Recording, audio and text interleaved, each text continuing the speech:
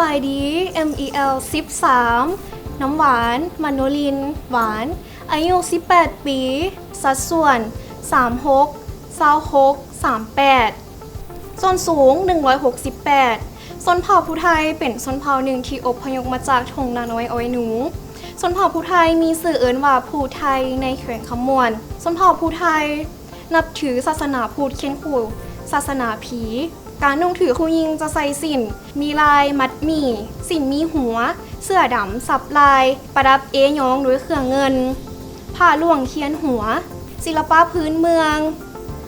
กระจับปี่สีซอใส่ไว้ในการเป่าการเย้าและเฮ็ดพิธีกรรมเผ่าภูไทยมีฮี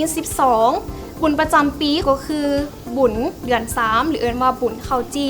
จะพากันเต้าโฮมกันผูกคอต่อแขนและเอาข้าวมาปั้นเป็นข้าวใหญ่